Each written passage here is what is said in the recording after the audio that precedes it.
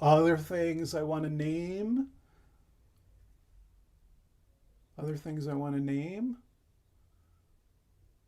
About to move into Mercury retrograde. About to move into Mercury retrograde in 3 days, I believe. 1, 2, 3. Is it 4 days? Oh no, I've got the wrong date here. Okay, it's May 10th. May 10th, we've got Mercury retrograde happening. And Mercury retrograde has a lot in common with some of these other things I've been talking about, especially like getting out of your ordinary left brain and moving more into the imaginal brain, the intuitive right brain. Mercury retrograde just inherently has that quality. It kind of takes us out of ordinary mental experience and kind of brings some kind of plot twist where our mind moves in an unexpected direction, or it moves more into the imaginal space. Often it's a kind of, I sometimes say that Mercury retrograde is like taking a vacation from your ordinary mind.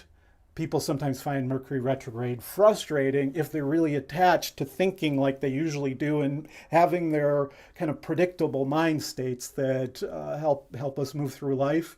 It's like during Mercury retrograde, it's like a different quality of mind reveals itself that has its own special gifts.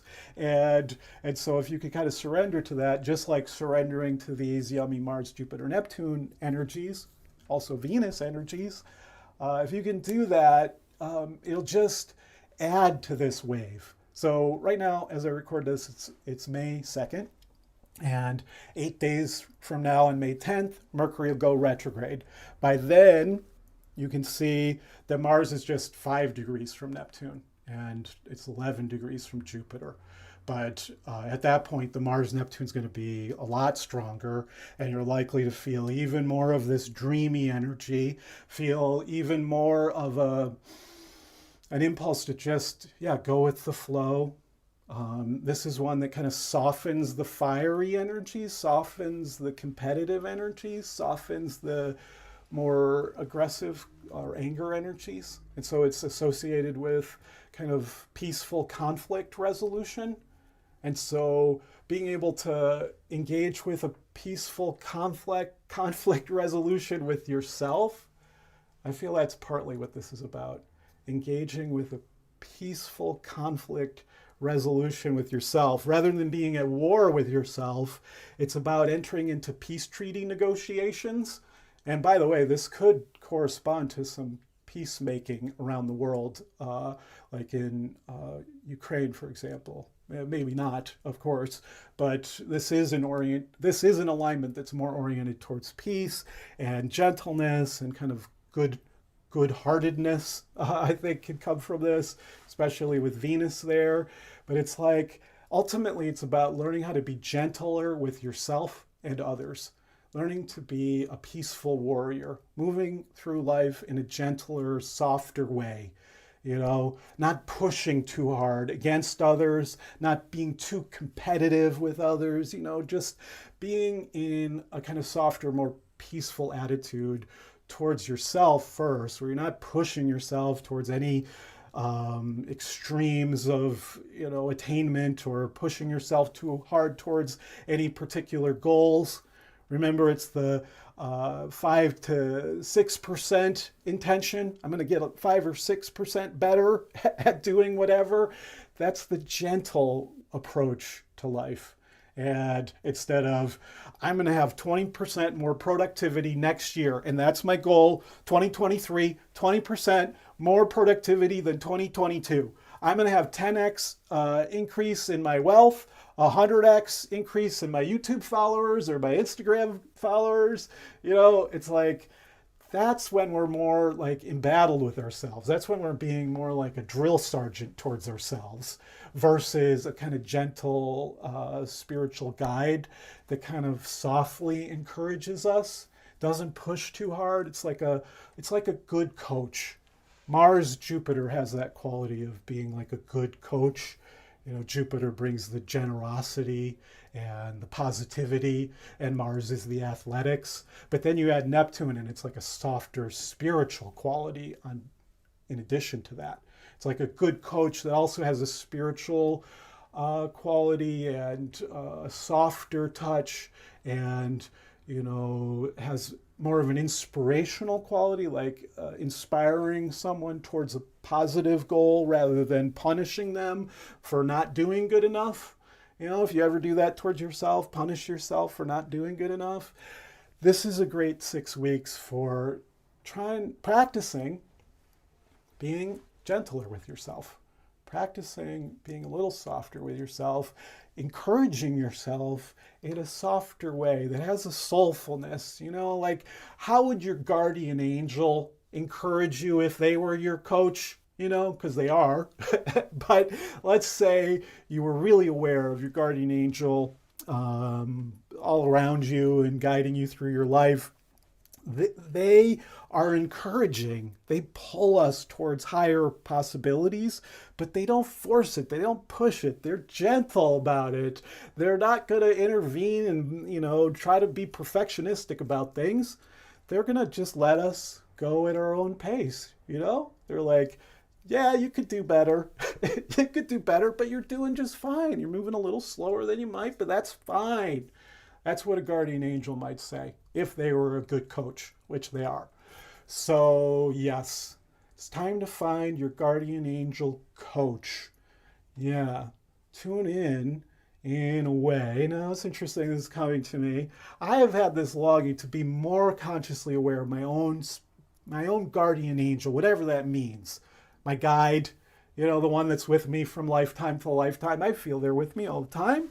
And yet, still, there's a part of me that's like, I want to feel them even more. I'd like to let them even more into my life, And so I'm thinking maybe this could be a good time to practice that, to kind of let them come in a little more and coach me. Like, let them be a little stronger presence in my life. I think this is a good moment for me to do that. And I'd like to encourage y'all to, Venus, Jupiter, Neptune is so fantastic for being aware of angels just generally. And I think it's like we could tune into them more generally right now. But with Mars, it's like tuning into these beautiful, loving angels, but also the ones that really want to encourage you and kind of give you a little bit of a 5% nudge towards your higher potential. So it's partly about seeing your own higher potential, but also being available to the spiritual forces that want to give us a little push, a little pull towards a higher timeline where happiness awaits, not too far away. Let the angels give you a little nudge in the right direction, rather than being like, I know what I'm doing here. Okay.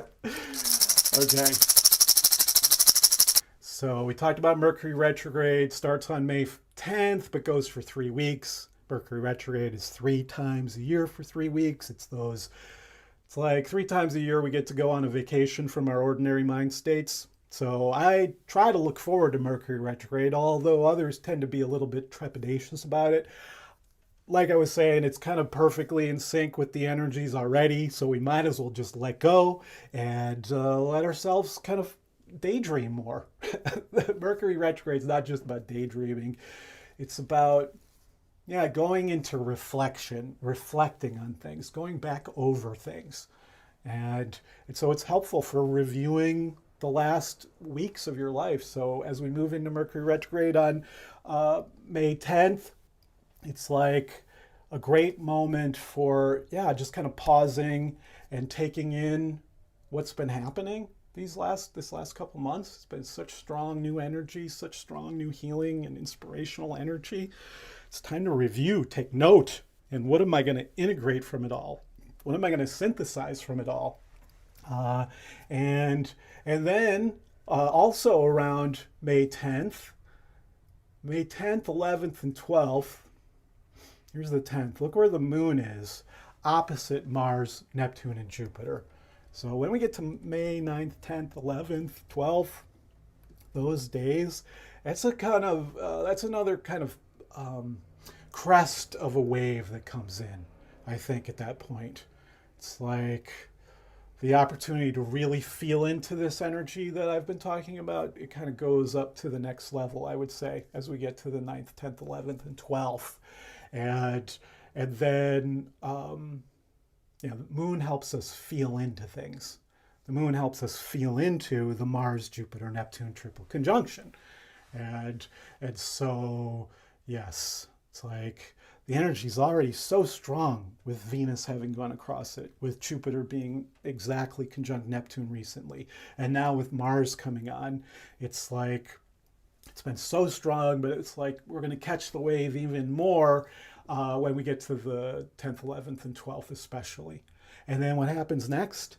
We have on May 15th here in North America, and I don't know how far east, but a visible lunar eclipse.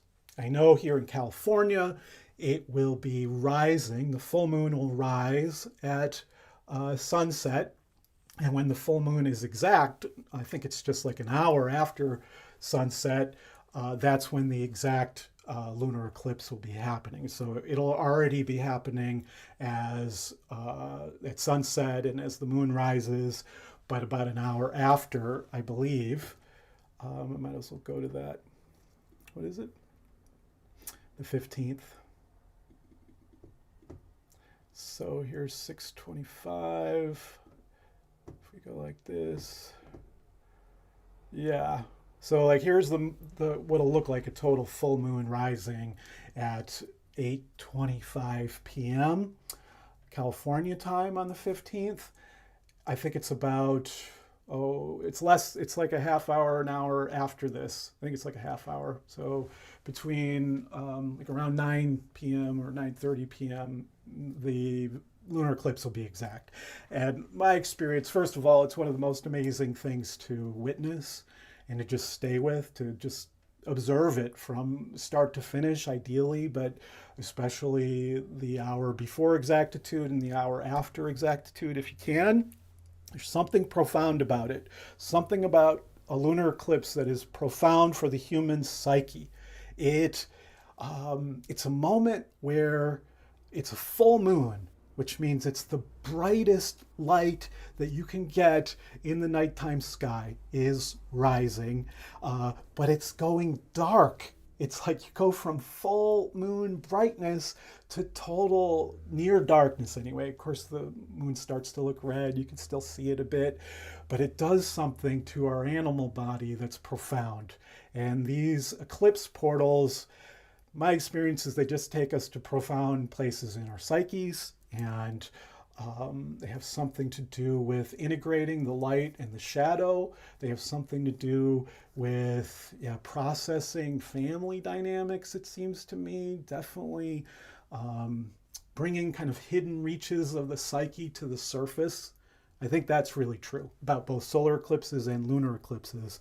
They reveal hidden dimensions of the psyche in a dramatic way. Like it's kind of like a shock therapy. You got full moon brightness and then no moon. It's shocking to us in terms of what our animal bodies expect. And so it kind of shocks us into awareness of deeper dimensions of our lives. And so that's why I feel the lunar eclipse is one of the best things to ritualize and honor with ritual practice, with prayer, with ceremony.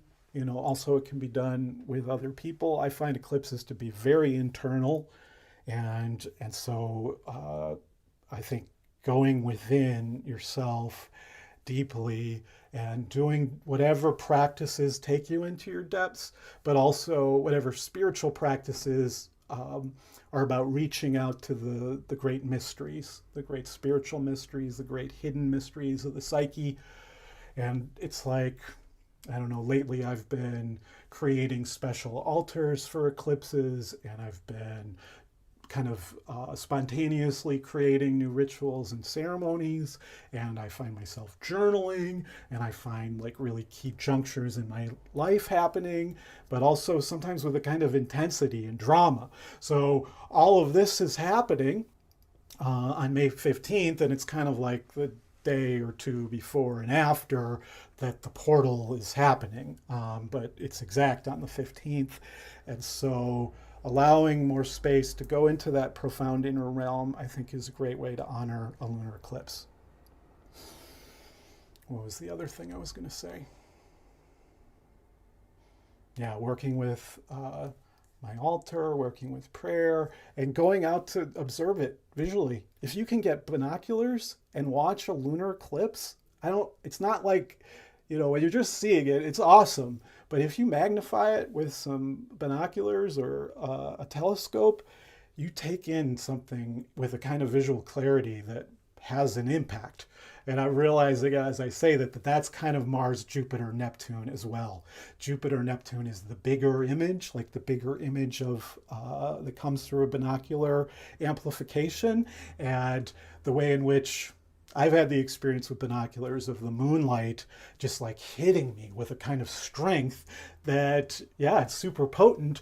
And I think that's amplified at an eclipse, at a lunar eclipse, and also amplified under an alignment like ours, the Mars-Jupiter-Neptune, which you can see on the 15th is super exact. It's all within 7 degrees at that point.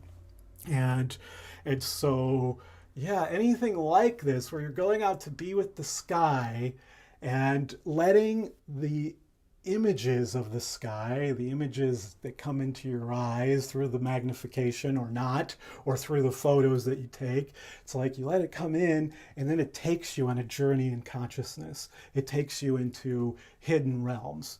And so that is what I'm encouraging for the eclipse. And then what have I got here? On the 17th, the Mars-Neptune is exact. Oops, go back to a day. Let's see here, the Mars-Neptune conjunction is exact. So what's that, 15 days from now? So it's like over the next 2 weeks, and over the next 2 weeks, it's like the wave is getting bigger and we're getting on the wave. And then for the 2 weeks after that, it's like we're really riding the wave, but we're also riding it for the rest of the year into early 2023, the whole span of the Jupiter-Neptune conjunction. And so, yeah, I'm saying this is a special time, everybody. I hope you're hearing it. I hope you're feeling that there's a special opportunity in these recent weeks and the coming weeks for, tuning into a higher potential for your life and starting to catch the wave that's, pulling you towards that higher timeline. Okay? And so that's Mars-Neptune exact on May 17th. And then on the 23rd to the 25th, let's take a look at that. As you get into the later part of the month, look what happens here. This is when the moon comes into a quadruple conjunction with Neptune, Mars, and Jupiter over those 3 days, 23rd, 24th, maybe it's more like the 22nd. It's approaching on the 22nd, but it's the 23rd, 24th especially, and I guess into the 25th. The moon aligning with Jupiter and Mars in the morning sky, with Neptune there as well. Another amazing moment to write on your calendar and set the intention to get out to see in the morning if you can. I've been calling these the Jupiter gates every month when the moon conjoins Jupiter, similar to the Venus gates every month when the moon conjoins Venus. These are really special moments to go out and be with the sky because, they're the most striking alignments that happen most months. A Moon-Venus conjunction, the brightest light and the second brightest light in the sky coming together, and a Moon-Jupiter conjunction where you've got the most bright and the third brightest object, Jupiter, coming together in the sky. And so they just are striking. And those are great moments to do, to go out and have a vision quest with the sky and to, pause in your ordinary life, do some kind of ceremony and become receptive to the guidance of the lights of the sky. So, yes, that's what's happening those mornings, moon with Mars and Jupiter.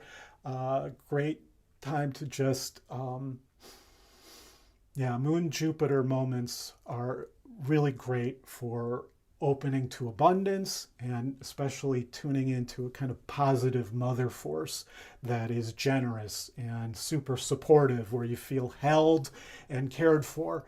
And so I think every month at the Jupiter gates, I'm trying to do rituals around opening to more abundance, and also recognizing the abundance in my life. Being able to name, oh, here's the generous mother at work in my life. Here's where I have all of this abundance in my life. Here's what I must be grateful for. I think if we do a monthly gratitude check-in with the sky, there are tremendous benefits to be had. And this particular Jupiter gate, though, it's with Mars and Neptune. And so it adds not just a feeling of the abundant, generous, caring mother force, but Neptune adds a quality of like the queen of heaven, the divine mother, the infinite generosity of the divine mother, and how she is supportive in our lives through angelic means, you know? And so, yeah, I'm encouraging you to tune into that on the 23rd, 24th, and 25th. And just generally, that's another just big activation moment of these energies that we're exploring together. I talked about the 10th, 11th, and 12th is when the moon is opposite Mars, Jupiter, and Neptune, and Venus. And May 23rd to the 25th is where the moon is conjunct those planets, followed by, on the 26th, the next Venus gate, where you get the moon conjunct Venus. It's not, Venus isn't super close to Jupiter at that point. Let's go forward. Let's see. What are we talking about here? Second Venus gate. Or that makes the next Venus gate is on May 26th. So yeah, you can see it here. At this point, Venus is a full 26 degrees away from Jupiter. I think we're still getting some of it at that point for sure, but this is where the Jupiter gate kind of ends the day before the Venus gate comes in. This Venus gate is square to Pluto.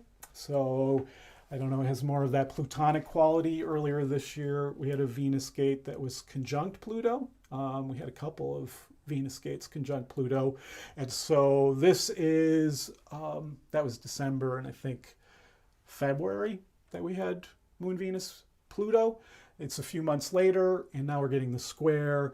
That energy was all about an invitation to deeper experiences of love, connection, deep experiences of self-love, self-kindness, profound experiences of intimacy. So yeah, it's like as we get towards the end of the month, we're moving like to the we're moving into the later stages of the Mars-Jupiter-Neptune. We've been riding the wave, and then we come to the Venus gate, and it's about even more intimacy and love towards oneself and connecting with others in a deep, intimate way. Something like that as you get to the Venus gate, May 26th. And on the 28th of May, Mars is exactly conjunct Jupiter. So you can see Mars and Jupiter in Aries here. They're moving away from Neptune at this point. That'll be an interesting moment. Jupiter is going to retrograde back into Pisces later this year. But at this point in the year, by the end of May, it's kind of moving away with Mars in Aries. And my feeling is it's like there's going to be more fire at this point at the end of the month. Neptune is kind of softening, kind of cooling off the fire a bit, maybe at the beginning of the month. But as we get to the end, that Mars-Jupiter conjunction in Aries is very confident, bold, and action-oriented. And it has a lot to do with kind of confidently going off on your adventure towards your big goal, your big vision for your life. And so I guess I want to encourage you by the end of May to be kind of setting the intention by the end of May to really be taking action towards the vision that you're really tuning into now and have been tuning into for a while. Yeah, you'll know what I mean. You'll know what I mean. As you move further into May, I think we'll all feel more clarity around what strong, bold, confident actions we need to take in an intuitively guided way towards a positive goal of future or positive goal for, that big vision for the next 13 years of our lives. kind of thinking about, okay, what are the strong actions I have to take over the next few months to really, move towards that wave that's trying to pull me towards awesomeness. I got to be taking those strong actions to keep up, to paddle, paddle, paddle, to catch the wave. And then you're riding it. You're riding it to the future, everybody. Yeah, that's what I'm talking about. And so I think that's about all I want to say. I don't think I mentioned at the beginning, we've got a Sun-Uranus conjunction happening right now for the next 9 days. Maybe I'll just end with that. But let me pause, take a look and see if anybody's saying anything. So, ending with Sun conjunct Uranus. Being super potent as I record this, and it'll be super strong as people are watching it in the coming days. And so I think there's this added element that you might be feeling. In addition to all of these energies, all these qualities that we've been exploring, there's this Sun-Uranus element as well. There's a Sun-Uranus element. And the sun has so much to do with our sense of self, our identity, our whole sense of our unique light and our unique capacities. And Uranus is liberating, exciting, and electrifying, awakening. And so I think once a year, when the sun is conjunct Uranus, which means that the sun is between Uranus on one side and the earth on the other, every year for, let's just say it's 10 days to keep it simple, they are in this alignment. And so it has this quality of liberating our unique light. It's a moment often where we're surprised to find ourselves shining in ways we didn't expect to shine. We find ourselves in the midst of a plot twist, a surprising new development where we find ourselves awakening to new possibilities for our lives that we never had dreamt of before.